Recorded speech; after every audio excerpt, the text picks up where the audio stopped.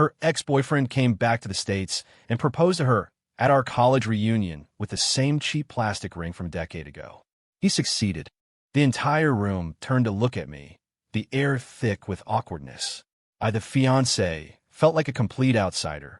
I raised my glass to their happiness, because the moment she said yes, my contract was broken. My mission had failed. As punishment, the system stripped me of every emotion I had. Later, I was traveling the world alone. She chased me across continents to a temple in Egypt, crying, asking me why I wasn't the same person anymore. As the wind whipped sand across the ancient stones, my heart was a barren desert. I doubt even the foreign gods she prayed to could return her lover to her, because not even I could remember the man I used to be. The moment Khloe Reed said yes to her ex-boyfriend's proposal, I stood in the crowd and watched them embrace, accepting the congratulations of our old classmates. And just like that, I became the biggest joke at the reunion. I'd spent 10 years in Khloe's shadow, always in the waiting room of her life. I waited for her through college, then waited for her to land the lead anchor position at the network. Once she was finally secure in her career, we got engaged. Everyone, myself included, assumed she would eventually marry me. But then Leo Sterling returned from London, and it didn't take long for Khloe to accept a proposal from the man who'd left her behind years ago.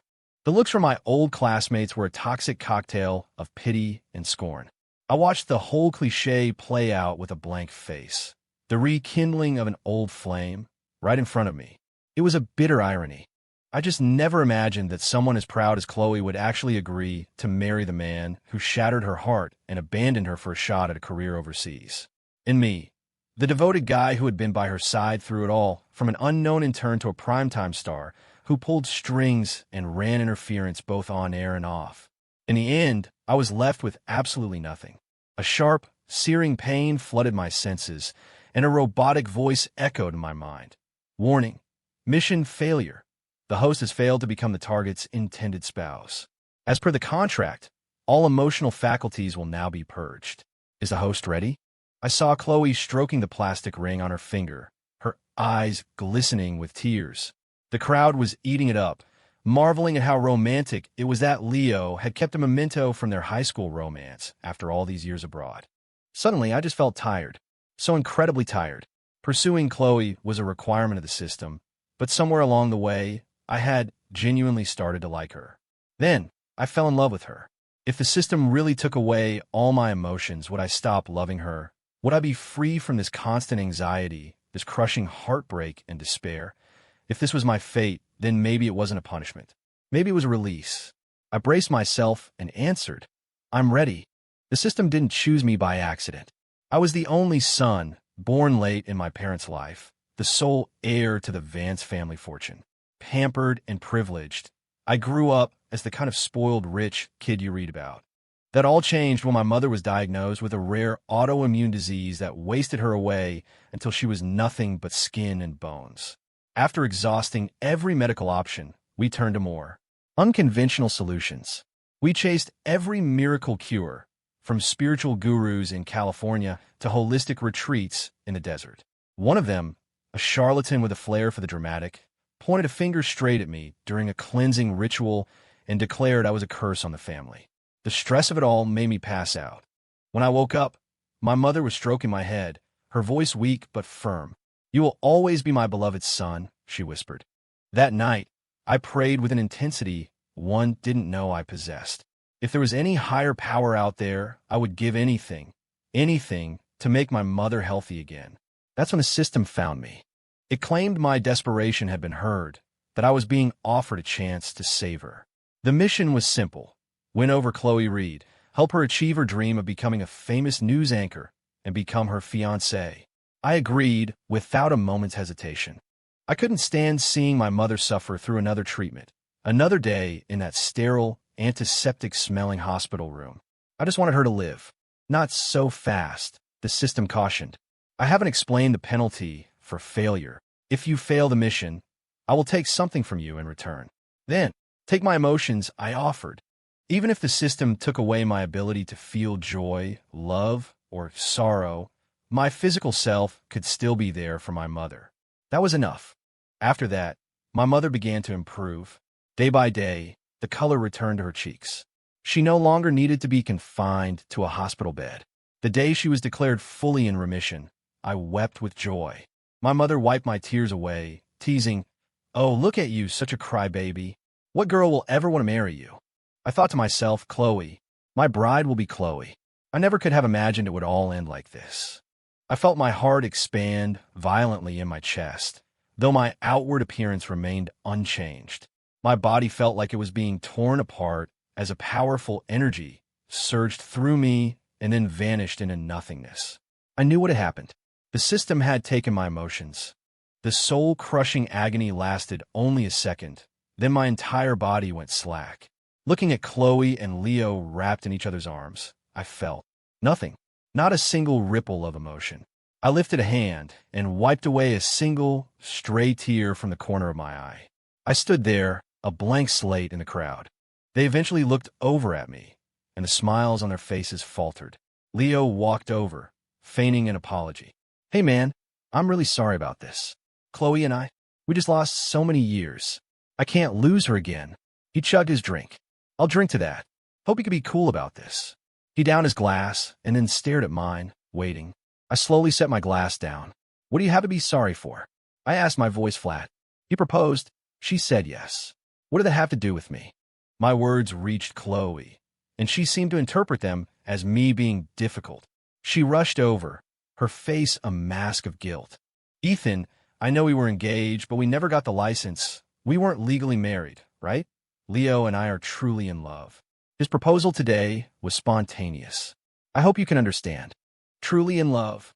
I repeated the words, a question without any feeling behind it. They glanced at each other, and Khloe seemed to find a new reserve of courage, looking me straight in the eye. "I'm sorry." After Leo came back, I realized that he's the only one who makes me feel excited about the future, about marriage. "Thank you for being there for me all these years. You'll always be a very important friend to me." Her eyes were sincere, her speech perfectly crafted. I just didn't understand what she wanted from me. A proposal is a happy occasion. Why were they both apologizing to me? My silence was making things awkward. The whispers from our classmates grew louder. Khloe was starting to look desperate. "You'll wish us well when we get married, won't you?" She looked like she was on the verge of tears, as if my refusal to answer was a public act of cruelty. So I did what everyone else was doing. I raised my glass. "I wish you a lifetime of happiness." Both Khloe and Leo froze. My response was clearly not what they had been expecting. I knew that in some trashy reality show version of this moment, I was supposed to have a complete meltdown. I should have at least thrown a punch at Leo, then begged Khloe to stay with me. Too bad the system had already taken my emotions. Looking at the two of them was no different than looking at any other person in the room. A polite, detached response was the best I could offer. I glanced at my watch. This social gathering had gone on long enough. I finished my drink and walked out without a backward glance. On the drive home, the last 10 years with Khloe played out in my mind like a movie reel. For all 3 years of high school, the system kept reminding me that my target was right there, within reach. But I never had a chance to get close. Back then, Khloe and Leo's romance was the stuff of high school legend. They posted matching screenshots of their college applications, their futures seemingly intertwined for everyone to see. Then, just as abruptly, Leo broke it off to study abroad, chasing a better opportunity. Khloe was blindsided, ghosted. At our graduation party, she got blackout drunk, clutching her acceptance letter to NYU, threatening to jump off the roof. I was the one who found her on the rooftop, grabbing her by the waist and pulling her back from the ledge. She sobbed in my shoulder, smearing tears and snot all over my shirt. The next morning, mortified, she couldn't even look at me. "Hey, what's your name? Thanks for last night." "Ethan Vance," I said, enunciating each syllable. That day, at 18, I finally had a name in her world. Later that fall, we ran into each other at the NYU freshman orientation. Her eyes lit up as she waved me over. "No way, you ended up here too? What a coincidence." "Yeah, what a coincidence," I replied with a calm smile. She would never know it was all part of my design. She didn't need to. For the next 4 years, I was her shadow. I walked her from class to her dorm, rain or shine. I brought her food when she was studying, saved her seats in the library, and fended off unwanted advances from other guys. Khloe's friends would joke that I was the perfect boyfriend. She would just laugh it off. Ethan? Oh, he's just a really important friend. Just a friend. 5. The year we graduated, everyone went their separate ways. The Vance Corporation planned to send me to our West Coast office for management training. The day Khloe heard about it, she rushed from the studio, still in her on-air makeup, and stood in front of my car to block my path. "Are you going to leave me too?" she asked, her voice trembling. I looked down, avoiding her gaze. "I'll be back before you know it." "What if I don't want to wait?" I was stunned into silence. She grabbed my tie, pulled me close, and kissed me. The world spun. I felt like I was going to collapse right there in the rain-soaked street. When she pulled back, she flashed that signature on-air smile. "I want you to stay," she declared, "as my boyfriend." From the very beginning of our relationship, she held all the power. I stayed in New York and became her official boyfriend, in private. Her social media profiles remained pristine, carefully curating the image of a sweet, successful, and single news anchor. A public figure's career is fragile, easily damaged by their personal life. I understood, so I set all my posts about her to private, visible only to me. Somehow, news of our relationship reached Leo in London. He reportedly laughed about it. A relationship they have to hide? It'll never last. I give him 3 months tops. 3 months later, Khloe held my hand, her eyes full of sincerity. "Just wait a little longer," she pleaded. "As soon as I get the primetime slot, I'll marry you." I believed her completely. Compared to the long life we would have together, what were a few years of waiting? So I waited and waited. In the end, she was still getting married. Just not to me. 6. 3 years later, Khloe and I finally went public.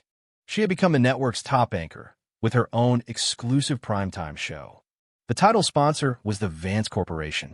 On the day her new show premiered, she announced our engagement. Vance Corporation heir to Mary Network's star anchor. That night, hundreds of drones lit up the sky over the East River with messages of congratulations, making us trend on Twitter for hours. Our ratings soared. At the celebration party, we were both drunk on champagne and success. Khloe curled up in my arms, asking if we could wait a few more years before officially getting married. I understood. Marriage would mean thinking about children, and she was at the absolute peak of her career. I nodded and agreed. Suddenly, the system's voice chimed in my head. It scolded me, telling me my judgment was clouded by alcohol, urging me to complete the mission before something went wrong. I shook my head, dismissing it.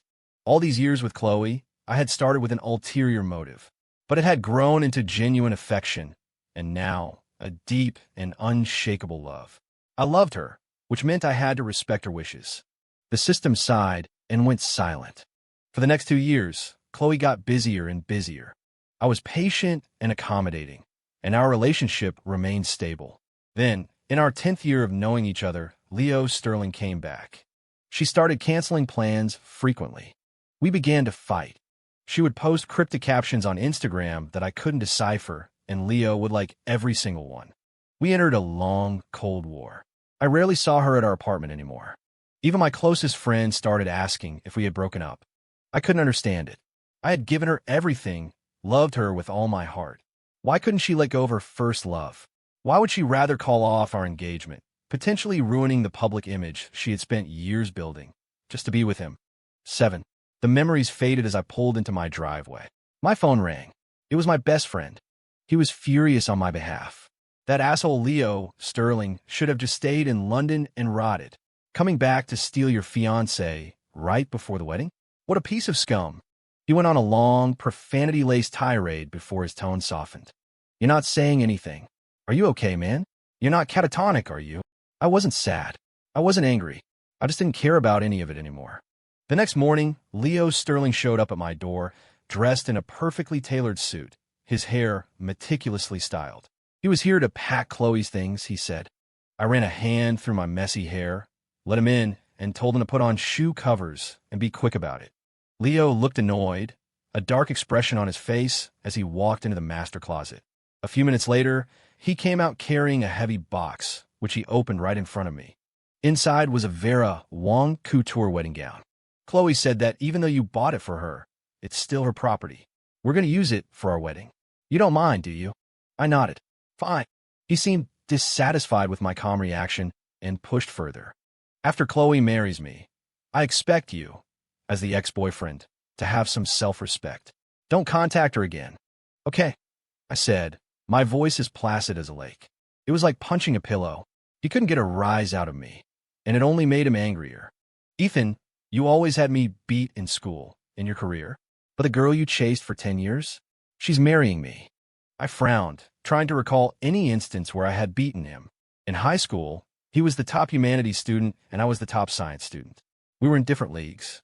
We were both in the Math Olympiad Club, but he was average at best. The top students never included him in our study sessions. As for our careers, the clients he was courting for his new startup couldn't even meet the minimum threshold to partner with Advanced Corporation. The circles of real capital in this city would never let a newcomer like him play. So he was using Khloe to provoke me, to reclaim some bizarre sense of superiority. A pity. The system had already taken my emotions. I wasn't going to break down, scream at him, or beg him to give Khloe back to me. With no emotional response to give, I simply pressed the button for the building's security desk. I have a guest who needs to be escorted out. 8. News that Khloe and Leo were getting married spread like wildfire online. The comments were brutal. Told you so. Big public displays of affection never last. All that money on an engagement, and they still didn't make it to the altar. Wait, there was no breakup announcement. The anchor is just marrying someone else. Did Mr. Vance get traded in? I heard the ex just got back to the U.S. Looks like a classic case of the other guy swooping in. Pathetic. Khloe's reputation took a nosedive, and internet sleuths started digging into Leo's past. My friend called to celebrate the schadenfreude. Serve them right, he gloated. The next day, the narrative completely flipped. Hundreds of influencer and bot accounts suddenly flooded social media, all praising their story as a romance novel come to life and the beauty of marrying your first love. The comment sections were filled with sock puppet accounts gushing about how romantic it all was. I just found it noisy. Reporters started camping outside my building, hoping to manufacture a story. I decided to stay home and told my office to say I was sick. Khloe sent me a text every day asking how I was. I muted her conversation, but that didn't stop her from calling me late one night, sobbing. It turned out that the investors behind Leo's startup were pulling out. His entire funding chain had collapsed. Her faux concern all week was just a lead-up to asking me to call off the dogs. Business partners are opportunists. They know which way the wind is blowing. The moment our breakup went public, everyone in our circle automatically distanced themselves from Leo, even without a word from my family. I listened silently. Khloe's crying intensified over the phone. Ethan, could you please release a statement? Just say we broke up amicably and that it has nothing to do with Leo. Oh. And maybe you could add a line about wishing us well. Ms. Reed, I interrupted coldly. What's in it for me? Her sobbing stopped abruptly. Ethan, what did you just call me? She asked in disbelief. I had no desire to waste any more time. If you want to negotiate, you need to bring something to the table. Ms. Reed, you don't even have a seat yet. She thought she held the ultimate leverage. The 10 years of my life I had invested in her. She assumed I would soften and agree to anything, just like I always had. Unfortunately for her, emotions were something I no longer possessed. I hung up the phone and went to sleep. The drama of others had nothing to do with me. But I had underestimated Leo. I never expected him to bypass me and go straight to my father, bringing along an old ghost as backup. 9. My father's birthday party was a who's who of the city's financial elite. When I arrived, Leo and his mother were fawning over my father, laughing and chatting. Leo's mother grabbed my arm to make small talk, but her eyes, full of a storied, ambiguous warmth, were locked on my father. You know, Ethan looks just like you did when you were young, she said with a nostalgic sigh. It was a line my father couldn't resist. He was instantly charmed, launching into stories about the old days and offering to introduce Leo to his business contacts. I shot them a sideways glance, then turned and walked upstairs, ignoring my father's darkening expression behind me. Leo's mother was my father's one that got away, and her skills of manipulation were as sharp as ever. She made a bad bet years ago, marrying a gambling addict who lost their family fortune. leaving her in a miserable marriage. Now that her husband was dead, she was back, latching onto the Vance family to pave a way for her son. I saw my own mother sitting alone in the tea room, a solitary and lonely figure. In that moment, my decision was made. I didn't even have to make the first move. My father blew up at me after the party ended. He yelled at me for being disrespectful, for embarrassing him in front of his old friends. Are you really going to punish your own son for the sake of two outsiders? I retorted coldly. Seeing my resolve, he softened his tone, explaining that Leo's mother was a widow and her son was a struggling entrepreneur. He asked me to have some pity. Pity? I cut him off. I don't understand that word. All I know is that people should act according to their station in life. If they cross a line, they need to be put back in their place. Isn't that what you taught me? Over the next 3 days, I called an emergency board meeting. Aligning with my mother, we leveraged our combined 70% stake in the company and effectively stripped my father of his executive powers. The Vance Corporation had a new chairman. I personally escorted my father to a wellness retreat on a private island. He was stunned by the speed and ruthlessness of my takeover. It was nothing like the lovesick fool I had been just weeks before. Before he left, he looked at me with a complicated expression. If Leo gave Khloe back to you, would you stop going after him? The car window slowly rose, and I stared straight ahead. No, I don't love her anymore. 10. With the changing of the guard at the Vance Corporation, I was invited for an exclusive interview on a major financial news program. The journalist interviewing me, Jenna, was the complete opposite of Khloe. Her questions were razor-sharp, her attitude aggressive. I heard she used to be a war correspondent. After we wrapped, she looked at me with an intrigued expression. So, the great Ethan Vance is single now. I nodded. She held up her phone. In that case, we should be friends. I politely declined, but she slipped her business card into my jacket pocket anyway. As I left the studio, I ran right into Khloe. She pulled me into an empty dressing room, glanced around to make sure we were alone, and then asked with a frown, "What are you doing here?" An interview. An interview, or flirting with the host. She shot back, her hand trembling as she held up the business card Jenna had given me. I shrugged. It was a standard business interview. It was strange. She was about to get married, yet she was obsessing over who I was talking to. My nonchalant attitude seemed to trigger something in her. Khloe grabbed my arm tightly. The stuff they're saying online is insane. Do you have to come out and do an interview right now? Do you enjoy them making fun of you? I don't care. The insults are all recycled and boring. Has it affected the Vance Corporation stock price? She stared at me, her eyes slowly turning red. What about me? I'm being dragged so hard I might lose my job. Don't you care about that? Her voice dropped to a pained whisper. Wasn't this our dream? Together? Her mournful tone met my impassive gaze. Khloe leaned in closer, her body almost pressing against mine. I took a gentlemanly step back and moved toward the door. Don't get confused, Ms. Reed. Being an anchor was your dream. From now on, it has nothing to do with me. 11. That night, Leo Sterling found out I'd been at the network. He sent me a text message warning me to stay away from his fiancée. I blocked his number. I had no interest in being a part of their twisted drama. At the network's year-end sponsor appreciation gala, the Vance Corporation was seated at the main table, front and center. Leo, a minor sponsor, was relegated to a corner table, watching with clenched teeth as the network star anchors came to my table to offer toasts. I took a token sip of champagne and slipped out to the terrace for some quiet. Snow was falling, blanketing the city in white. A small red glow emanated from a dark corner. It was Jenna, the journalist from the interview, smoking a cigarette alone. She got straight to the point.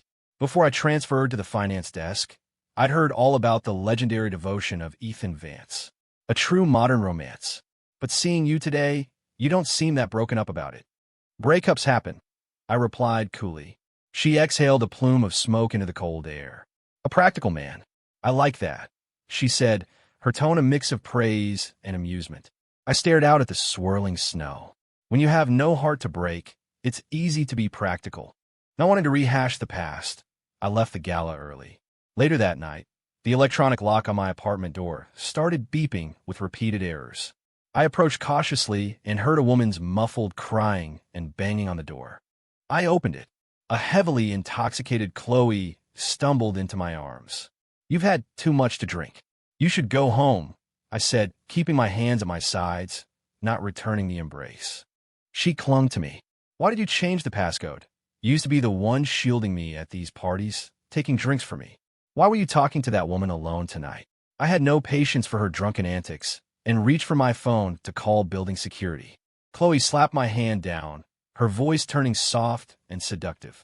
I just want to be with you tonight. Well, I don't. It's late, and I need to sleep. I dialed security and asked them to escort a guest from my floor. She stared at me in disbelief. She slowly stood up straight and left just before security arrived.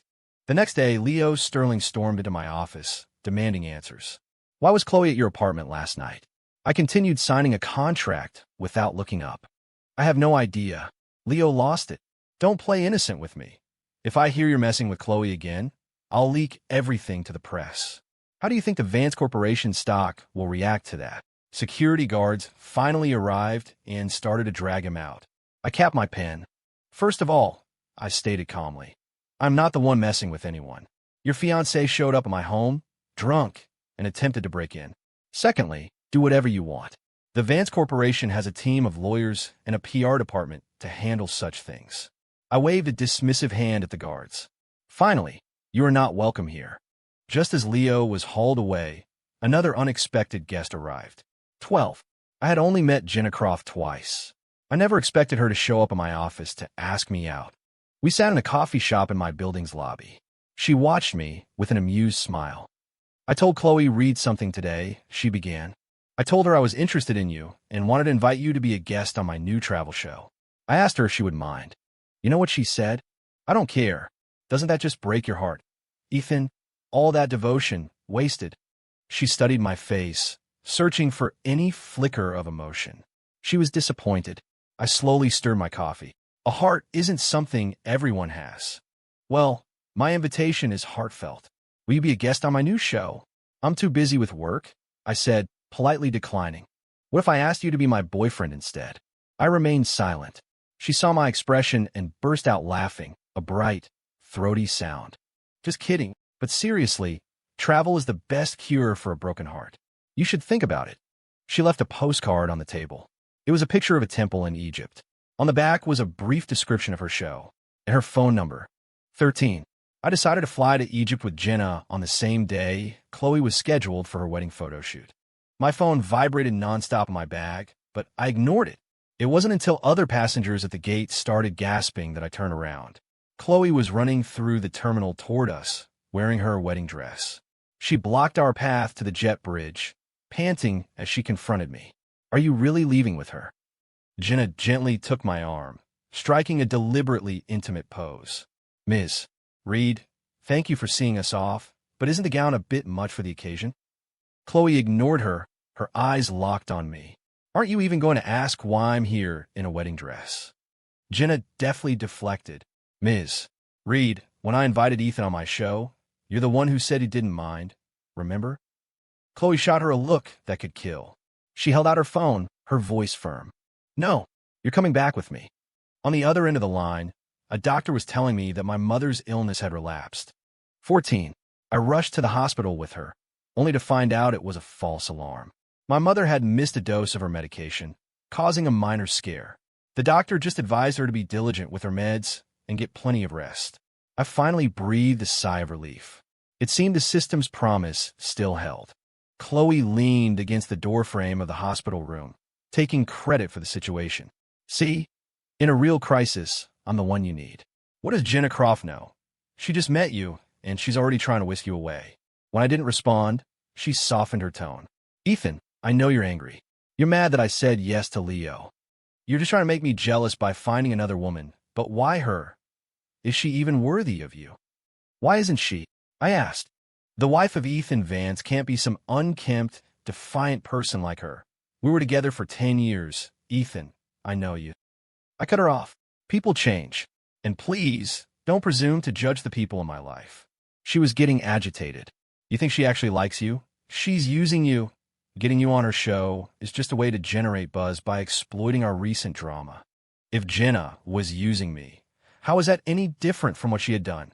Wasn't she the one who used her sponsor fiancé to generate hype for her own show all those years ago? I didn't want to argue about a meaningless past. I turned and went into my mother's room. 15. Khloe started acting stranger and stranger. She never rescheduled her wedding photo shoot. Instead, she started spending every day at the hospital helping to care for my mother, even though I had hired professional nurses. She complained that the hospital food was terrible and insisted on cooking and bringing 3 meals a day. She said the air quality was poor and filled the room with potted plants. The hospital staff started gossiping, saying the famous anchor had come to her senses and was trying to win her way back into the Vance family. She had apparently dealt with Leo, too, because his harassing calls and texts stopped completely. Even so, I made sure to visit my mother only when Khloe wasn't there. But on the night before my mother was discharged, I ran into her in the hospital room. She had been waiting for me. My mother felt awkward and asked me to walk her out. The hospital corridor was long, cold, and empty. Khloe walked beside me, chattering endlessly about how she never saw me anymore, how I never answered her texts, how tiring her show was. It was giving me a headache. I got straight to the point. Thank you for your help with my mother. Tell me which of your shows needs a sponsor, and I'll have my company arrange it as a thank you gift. She stopped walking. You think I'm asking you for money? The hallway lights were too dim for me to read the expression in her eyes. But money was the greatest form of gratitude I could offer. No matter what I said, it would be wrong. I waited for her to speak again. Ethan, she said softly, the way you look at me. It's changed. How had it changed? I looked back at her, feeling nothing but confusion. She didn't answer, just walked away, looking utterly lost. The next day, I received a massive zip file in my email.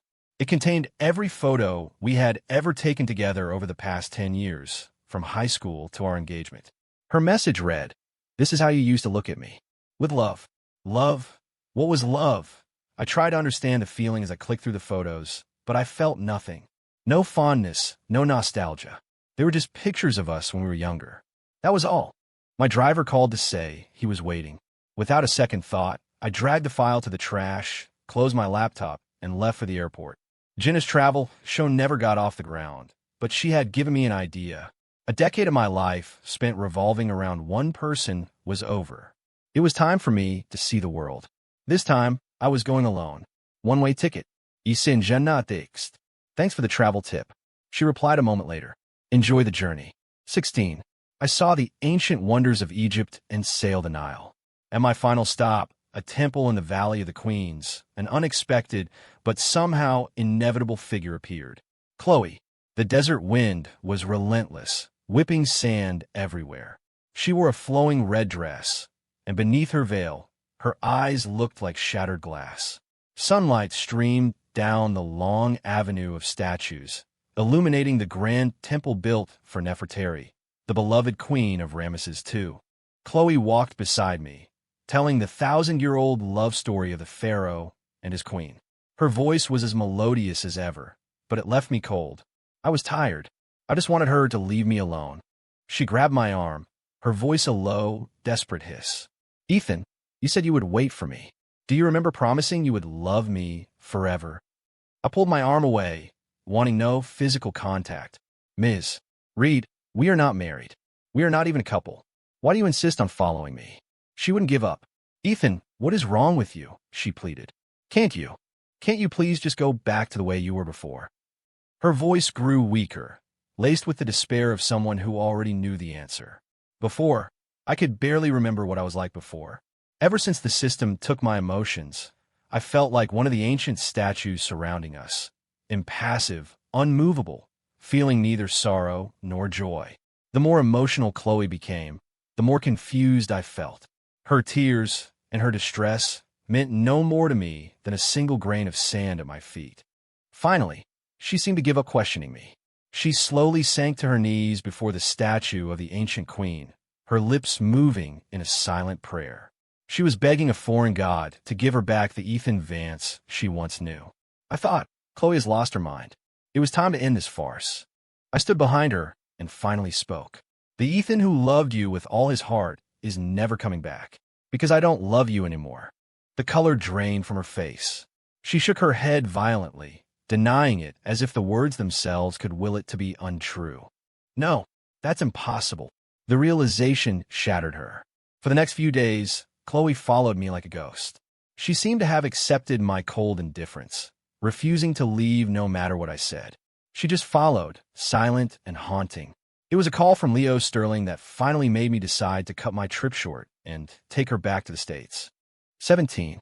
Leo told me Khloe was pregnant. She had known before she came to Egypt to find me. After we landed, he carefully settled Khloe into his car before turning to me and shoving a medical report into my hand. He stood there, indignant and furious. Khloe is having my baby. We're getting married as soon as possible. Don't even think about getting any ideas, Ethan. Oh, I said calmly. Congratulations. He blinked, thrown off balance. Then his face contorted with rage. Don't think for a second that she ran to you because she loves you. I was her first love, and I'll be her last husband. You can't take her from me. I nodded. I know. I had no intention of fighting for her. I just wanted both of them out of my life for good. Good. As long as you know. Having delivered his tirade, Leo sped away. I was exhausted just from listening to his monologue. Then a strange thought occurred to me. Since his return, Leo had been playing the part of the devoted first love. If he loved Khloe so much, why would he let her get pregnant before they were married?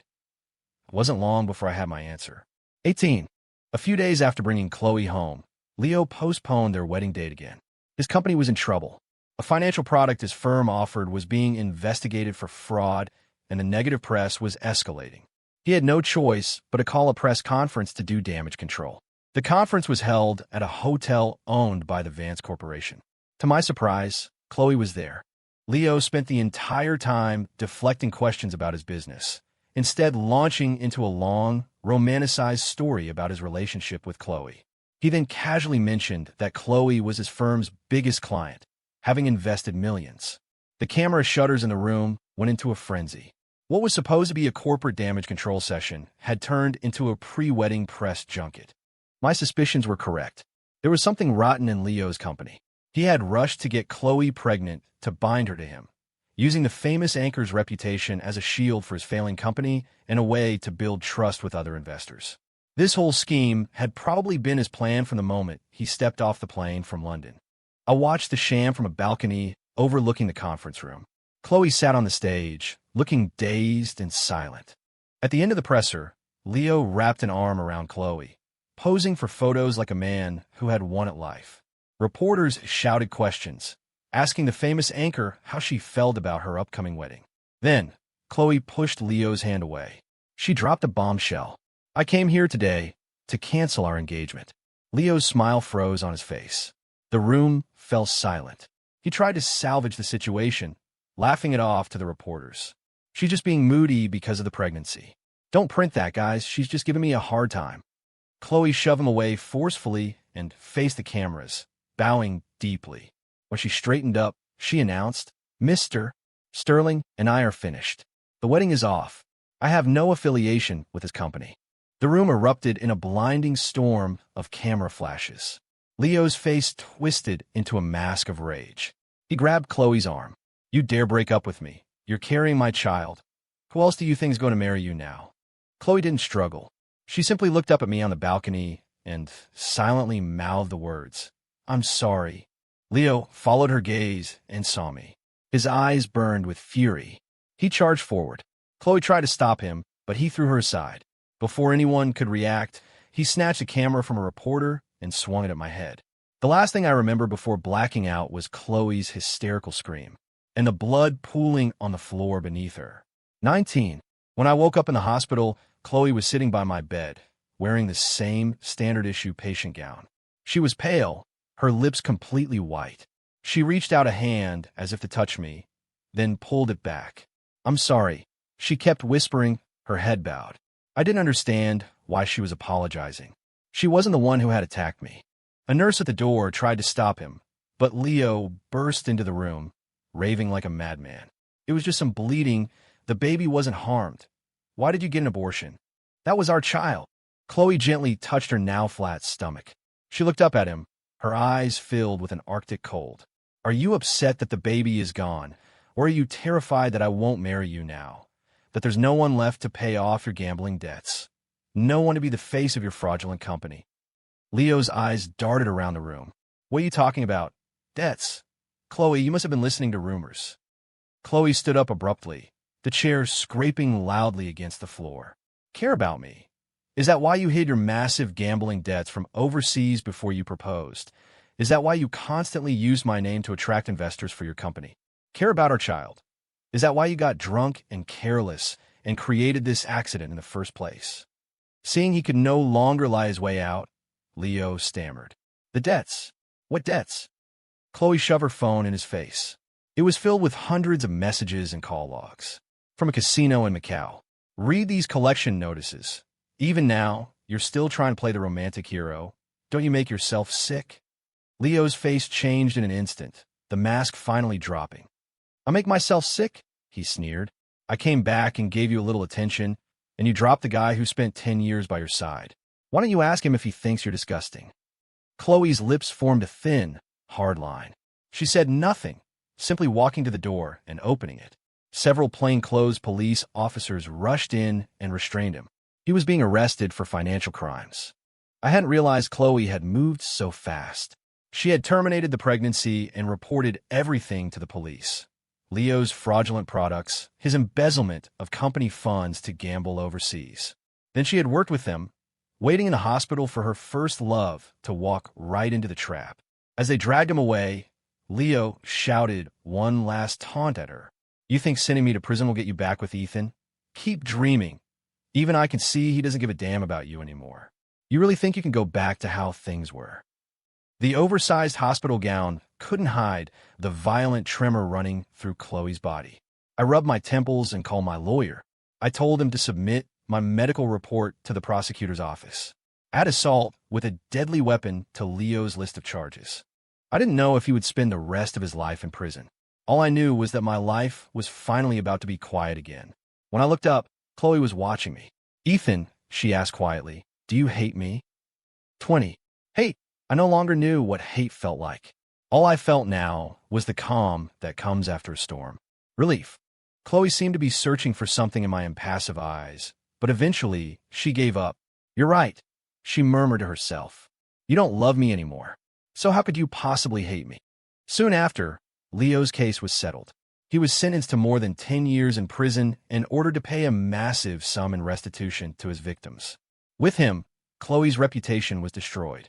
Since Leo had no money, the people he had swindled started protesting outside the network, demanding that Khloe pay them back. The beloved, untouchable anchor fell from grace, becoming a pariah. She was forced into retirement. All of her shows were canceled, and her social media accounts were deleted. Overnight, her face disappeared from billboards across the city. The network quickly promoted a younger, sweeter anchor to take her place. The public, captivated by the new face, forgot all about Khloe Reed within a week. Her 10-year dream, built with my help, had crumbled to dust. I stood in my top-floor office, looking out at the glittering city skyline. Outside my door, 2 new junior assistants were gossiping. They had found an old photo of Khloe and me from our college days and were marveling at how naturally beautiful she was. They were betting that I was still in love with her, speculating on when I would stage another grand romantic reunion. I calmly took a sip of my whiskey. Then I turned and went back to my desk. No one would ever believe it. These days, I could barely even remember what Khloe Reed looked like. 21. In the winter of the 11th year, a drunken woman stumbled in front of me on the street. Her hair was a mess, her clothes were disheveled, and her eyes were cloudy and dull. She looked familiar, but I couldn't place her. My driver moved to stand protectively in front of me. The woman asked a question that seemed to come from nowhere. Back then, do you regret saving my life? Oh, it was Khloe. I shook my head and got into the car without breaking my stride. Regret was another feeling I no longer understood. Back then, I was only following the system's instructions. It was a young man's desperate wish. Complete the mission so his mother could live. In the end, the mission failed, and I paid the price. But my mother is still alive and healthy. Everything else, and everyone else, is irrelevant.